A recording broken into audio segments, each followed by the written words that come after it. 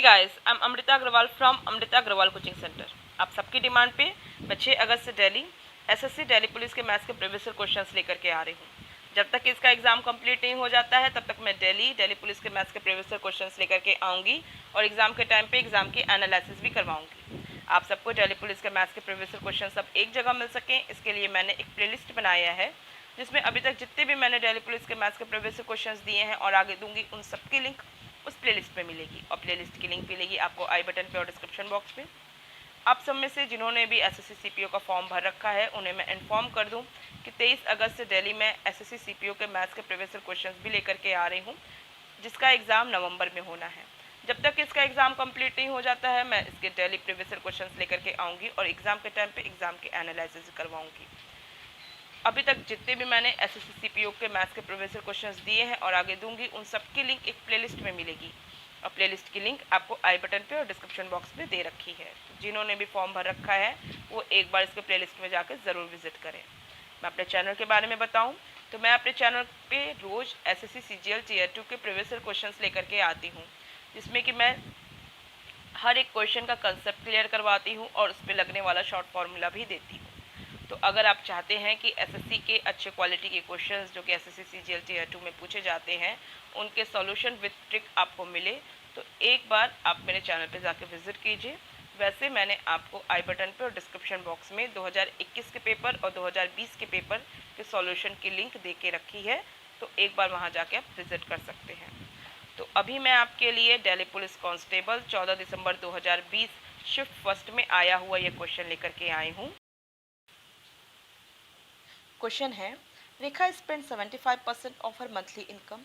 If her income increases by 15% and still she saves the same as before, then what is the percentage increase in her expenditure?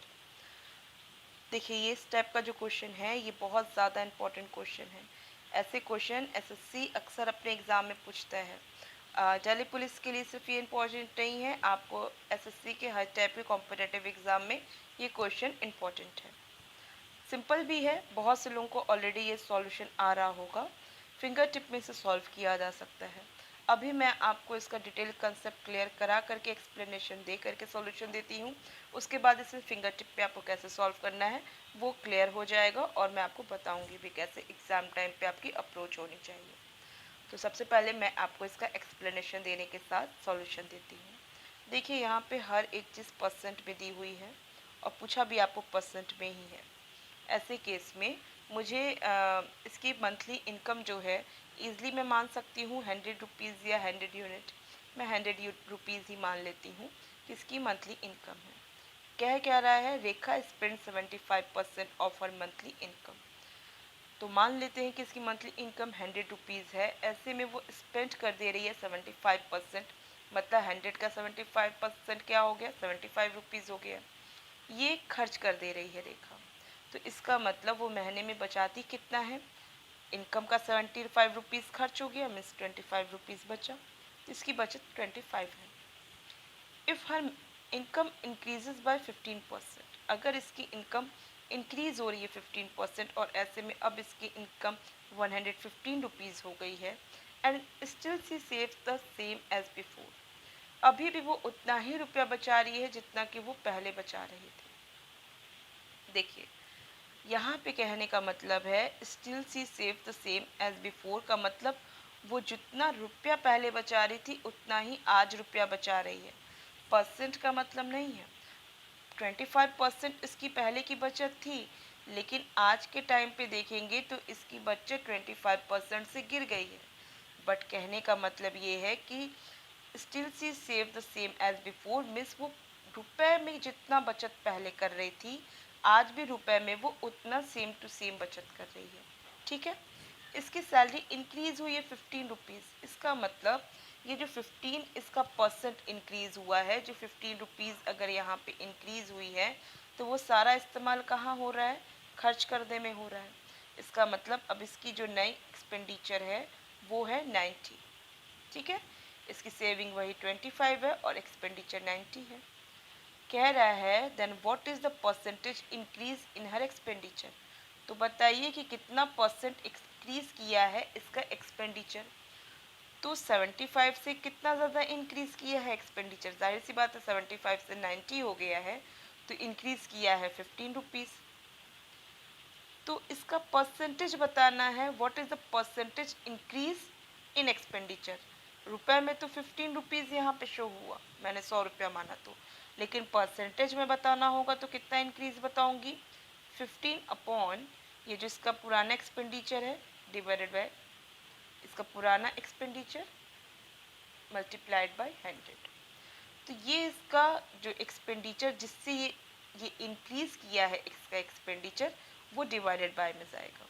ठीक है, अगर decrease का case आता है कि कितना परसेंट इसका पहले डिक्रीज था एक्सपेंडिचर, तो बात यहाँ 90 के आधार पे होती, तो फिर यहाँ पे डिवाइडेड बाय 90 लगता, लेकिन बात यहाँ हो रही है कि कितना इंक्रीज किया है, तो 75 से इंक्रीज किया है तो डिवाइडेड बाय 75 होगा। किसी को कोई डाउट नहीं होगा। अब इसी को सॉल्व कर देना है, दैट्स इट। 5 टाइम्स आएगा, 5 से कटेगा 20 आएगा, 20% हो गया। फर्स्ट ऑप्शन करेक्ट ऑप्शन है। एग्ज़ाम टाइम आप इतना टाइम दे नहीं सकते हैं, तो एग्ज़ाम टाइम आपको कैसे सोचना है कि यहाँ पे 75% ये स्पेंड कर रही है और इसकी सैलरी इंक्रीज़ हुई है 15%, और इसकी सेविंग पहले जितनी ही है, इसका मतलब ये जो 15% इंक्रीज़ हुई है इसकी सैलरी, ये 15% ये पूरा क्या कर दे रही है, स्पेंड कर दे रही है। तो कह भी रहा है कि what is the percentage increase in expenditure, इसका मतलब जो इंक्रीज़ किया है इसका एक्सपेंडिचर वो 15% है, और क्योंकि वो किसके आधार पे इंक्रीज़ किया है, 75% इसकी पहले की एक्सपेंडिचर थी डिवाइडेड बाय 75%। क्लियर है। 15% डिवाइडेड बाय 75% इंटू 100 करेंगे, क्योंकि परसेंट से तो परसेंट कट जाएगा, आपको फाइनल ये जो 15/75 मिलेगा वो फ्रैक्शन मिलेगा, और इसे आपको परसेंट में कन्वर्ट करना है, तो आपको इसे करना होगा 100 से मल्टीप्लाई, जिससे कि आपको 20 वैल्यू मिल जाएगी, जो कि फर्स्ट ऑप्शन है। कुछ नहीं था। आई होप आपको सारे डाउट्स अगर किसी को होंगे भी इस टाइप के क्वेश्चन में, तो आज क्लियर हो गए हों, और आपको वीडियो पसंद आया हो। अगर पसंद आया है तो लाइक कीजिए, आपका जो भी रिव्यू हो मेरे वीडियो को लेके आप मुझे कमेंट बॉक्स में दीजिए। और अगर आपके अपने कोई क्वेश्चन है जो आप मुझसे पूछना चाहते हैं आपके एग्ज़ाम रिलेटेड, तो आप मुझसे कमेंट बॉक्स में पूछ सकते हैं वो क्वेश्चन। और आपका अगर आप चाहते हैं कि आगे के वीडियोस मेरे आप तक ईजिली पहुँचे, तो इसके लिए आपको मेरे चैनल को सब्सक्राइब करना होगा और बेल बटन दबाना होगा। Thank you.